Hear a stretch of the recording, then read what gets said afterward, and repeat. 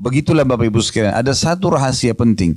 Kalau kita membiasakan diri mengerjakan sebuah ibadah, Allah Subhanahu wa taala akan meringankan ibadah itu dan berkahi. Makna ringan adalah jadi mudah sekali kita kerjakan. Orang kalau rutin kerjakan sholat malam, rutin sekali dikerjakan sama dia, sudah jadi kebiasaannya. Rasanya nggak nyaman kalau sudah nggak dikerjakan. Karena tiap malam bangun jam 4, tiap malam bangun setengah 3 misalnya, sudah rutin dia kerjakan itu.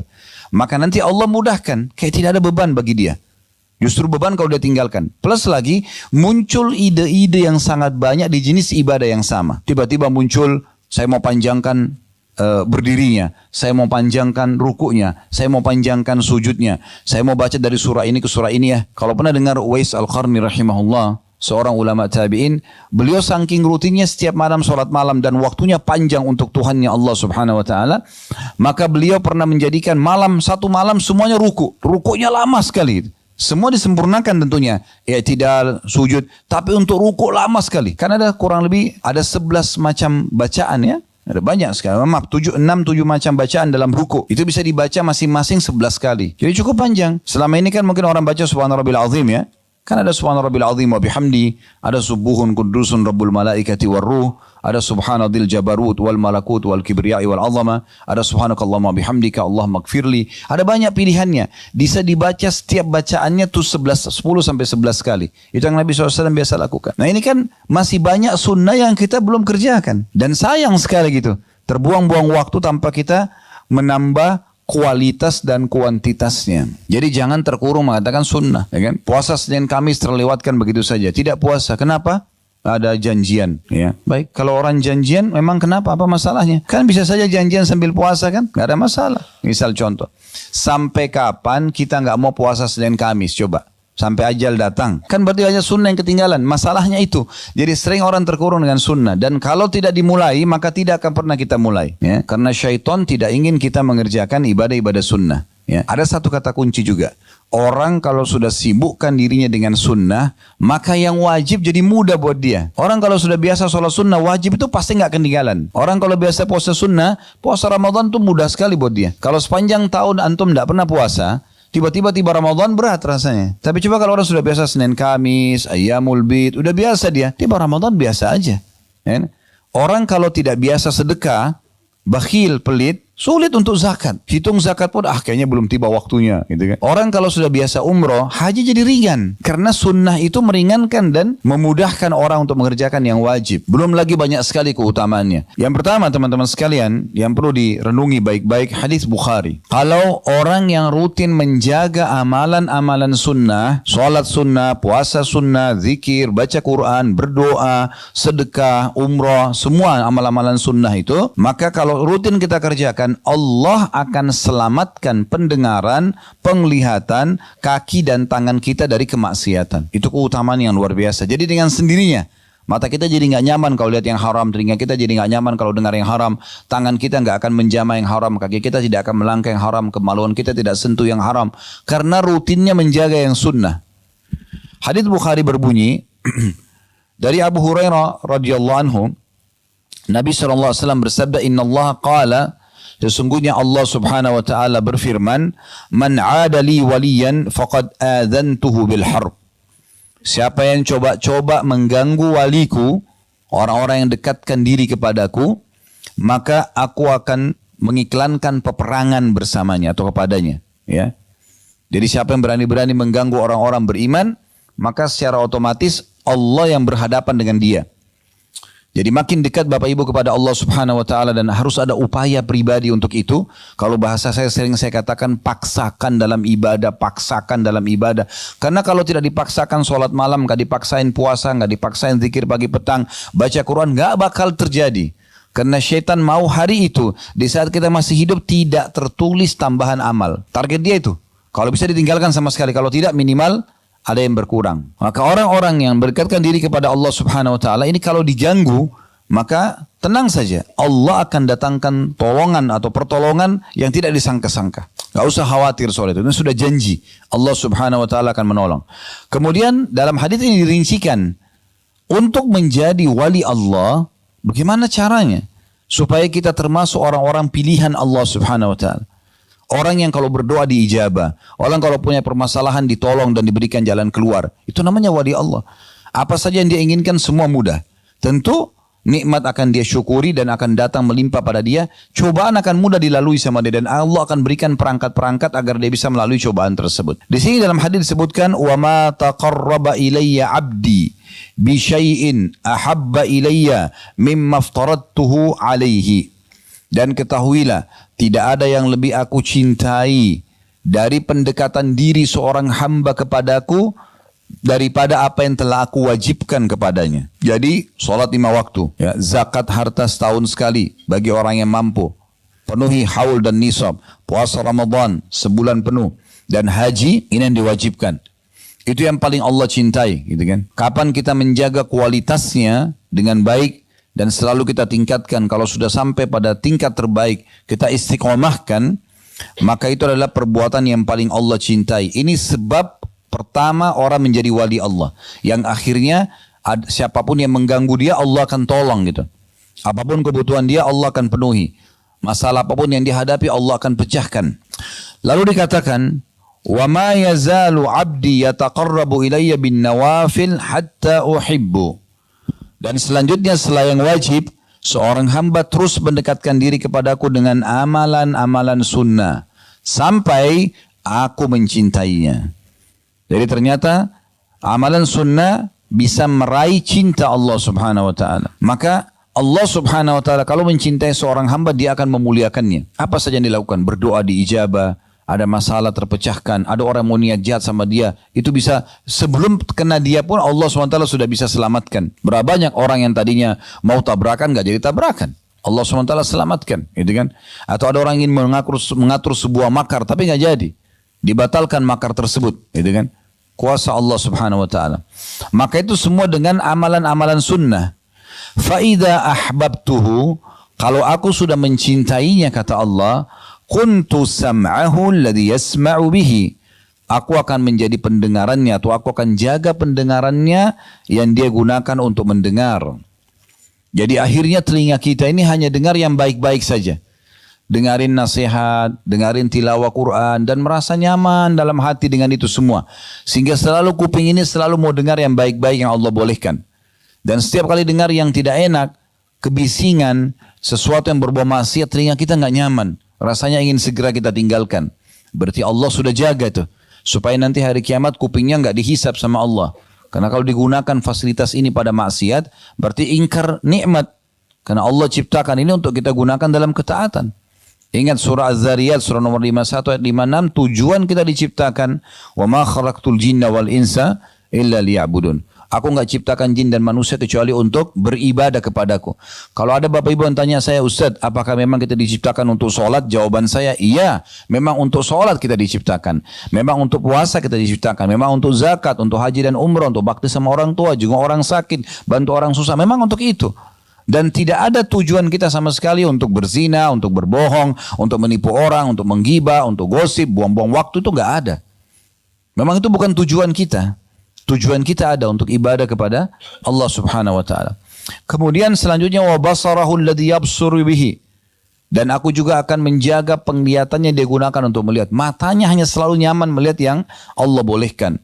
Bertafakur dengan alam ciptaan Allah Subhanahu wa taala, gembira kalau melihat tentang sejarah Islam, peradaban Islam, senang kalau melihat Al-Qur'an, senang kalau di majelis ilmu. Allah jaga penglihatannya dari hal yang haram. Melihat sesuatu yang tidak nyaman, kok bisa gitu sih? Merasa enggak nyaman, ditinggalkan.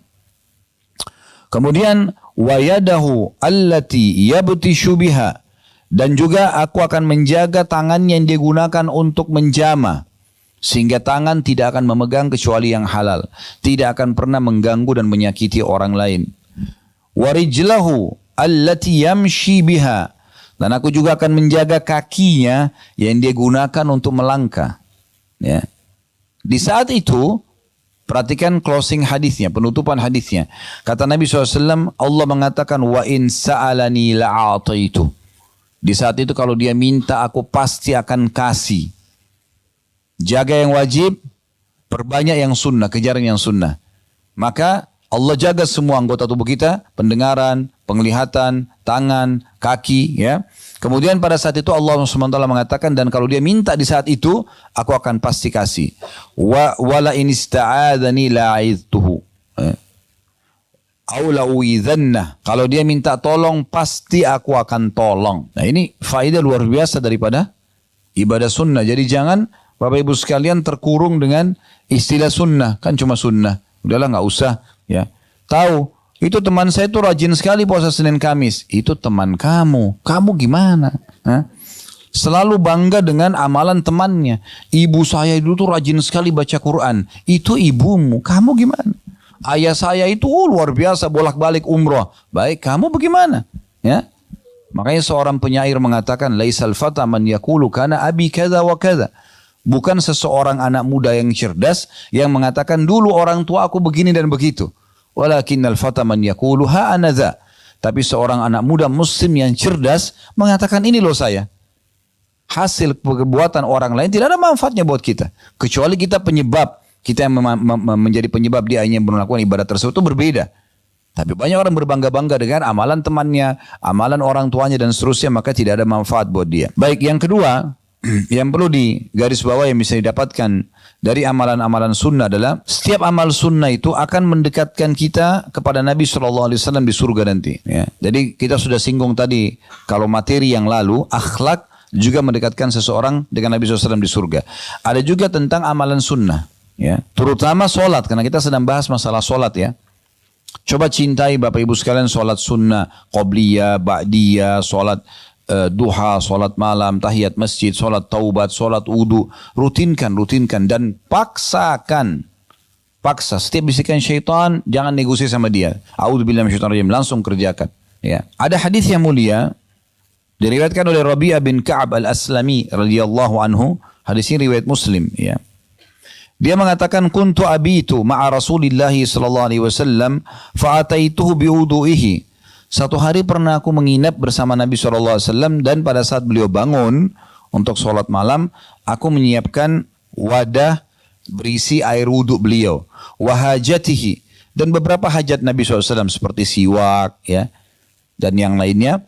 Faqala li, setelah selesai wudhu, setelah selesai hajat Nabi SAW, karena Nabi merasa Rabi'ah ini berbuat baik, maka beliau mengatakan, sal, silakan, apa yang kau inginkan? Maksudnya setelah berbuat ini kepadaku, ada yang kau ingin minta enggak? Fakultu, as'alu murafaqataka fil jannah. Aku hanya minta ya Rasulullah agar nanti aku bersama anda di surga, sama-sama. Anda di mana di surga, aku di situ juga. Permintaan yang luar biasa ini. Bukan minta, pada saat itu kalau dia bilang ya Rasulullah saya minta jadi orang paling kaya, Nabi tinggal berdoa diterima itu. Saya ingin minta keturunan banyak, saya ingin minta jabatan, saya ingin minta jadi raja. Urusan dunia semua akan dikasih. Tapi sahabat ini cerdas, bukan itu urusannya dia. Tadi saya bilang orang mukmin targetnya selalu akhirat. Maka dia bukan cuma sekedar minta surga, tapi minta bersama Rasulullah SAW di surga. Pasti derajat paling tinggi itu.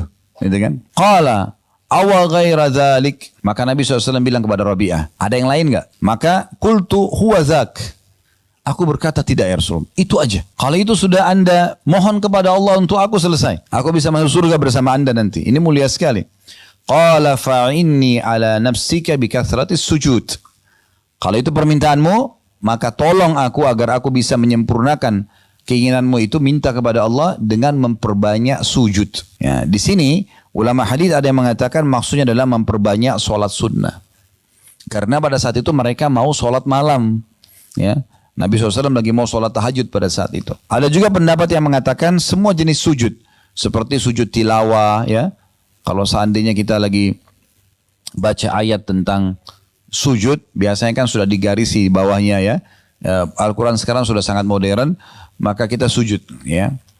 Sujud syukur. Ya. Dikatakan Nabi SAW setiap kali menerima berita gembira, pasti beliau selalu sujud. Ya. Nah ini diantaranya. Tapi sholat sunnah yang paling masuk dalam makna ini. Yang ketiga, teman-teman sekalian, sholat sunnah ini akan menyempurnakan kekurangan-kekurangan nanti di timbangan amal dari amal wajib kita. Dari fungsinya besar sekali. Gitu kan. Sholat wajib 5 waktu, mungkin ada seseorang yang lupa wudu, mungkin ada seseorang yang kurang khusyuk, Mungkin dia lupakan rakaatnya, mungkin banyak hal, gitu kan? Mungkin di saat dia sholat dia lalai menghayal, hitung transaksi dagangnya, ya, mengingat pertengkaran sama temannya, misal menghayal, kurang pahalanya. Itu akan terbantukan dengan sholat-sholat sunnahnya nanti. Begitu juga dengan zakat. Di saat ada perhitungan dia yang keliru, ya, karena setahun sekali, maka sedekah yang dia keluarkan akan menyempurnakan. Karena sedekah sunnah. Puasa Ramadan, mungkin ada yang lalai, mungkin ada kekurangan, maka puasa-puasa sunnah akan menyempurnakan. Begitu juga dengan haji, disempurnakan dengan umroh. Ya. Hadisnya adalah hadis yang sangat masyhur. Hadis diriwayatkan oleh Abu Daud, Ibnu Majah, Ahmad, dan hadis ini tentu disahihkan oleh para ulama. Dari Abu Hurairah radhiyallahu anhu bahwasanya Nabi SAW bersabda, Inna awwala ma yuhasabun nasu bihi yawmal qiyamati min a'malihim as-salah. Sesungguhnya awal sekali amal yang akan dihisab dari sosok manusia pada hari kiamat adalah solatnya.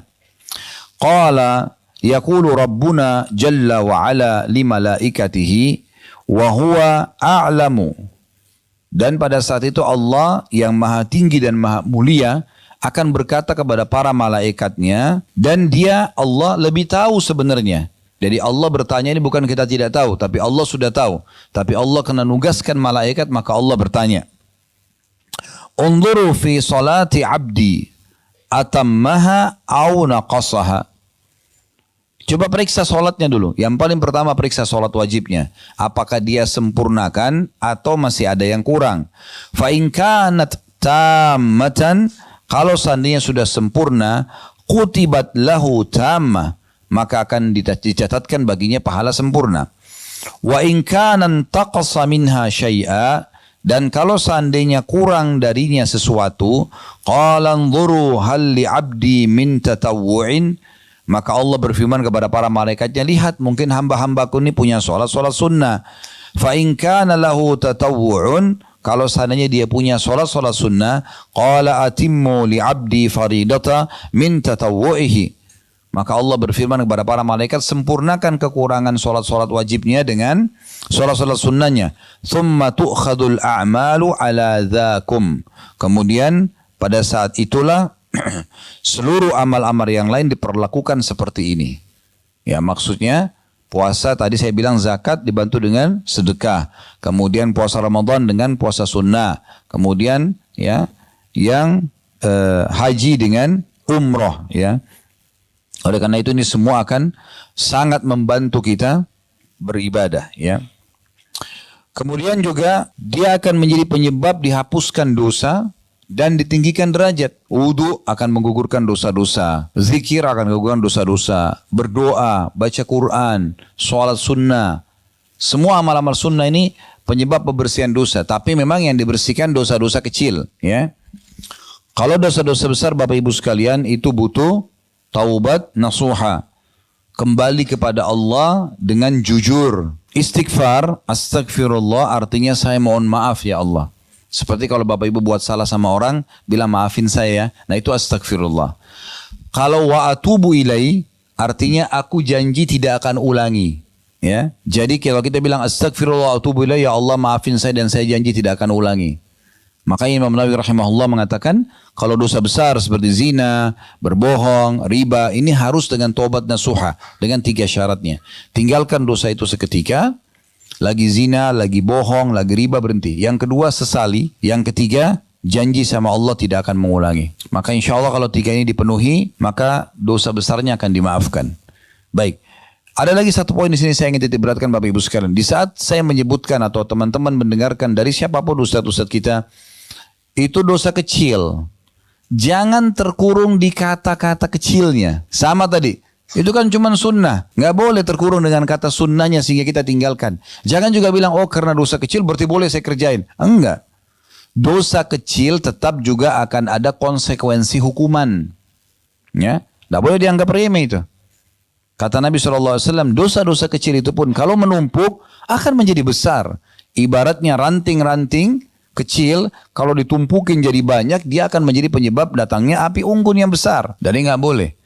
Satu dosa kecil, dalam sebuah hadis disebutkan, kalau dikerjakan oleh seorang hamba akan mendatangkan 1 titik hitam di hatinya. Ini bukan dosa besar, dosa kecil, titik hitam. Kalau dia ulangi lagi, titik hitam lagi. Kalau dia ulangi lagi, titik hitam. Nanti bisa hatinya menjadi hitam kelam, bahkan lebih keras daripada batu. Sehingga akhirnya setiap kali ada peringatan dari Allah Subhanahu Wa Taala, apapun sifatnya, maka tidak ada pengaruhnya bagi dia. Berapa banyak orang yang sebaliknya, kata Nabi SAW, kalau orang berbuat amal soleh walaupun sunnah, apalagi yang wajib, sunnah, maka Allah titikkan dalam hatinya titik cahaya yang terang.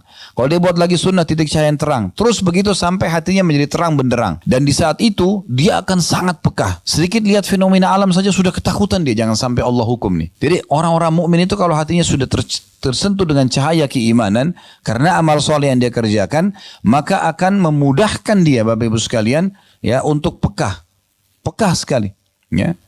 Kadang-kadang hanya sekedar melihat sebuah nikmat, mungkin dia lagi dahaga, tahu dia minum dapat air es dingin, hilang dahaganya, dia bisa tetesin air mata tuh. Ya Allah, nikmatnya ini Allah kasih gitu, karena pekahnya hatinya gitu. Seperti itu, luar biasa. Orang kalau hatinya bersih karena amal soleh, penuh dengan cahaya, bahkan bisa menerangi orang lain.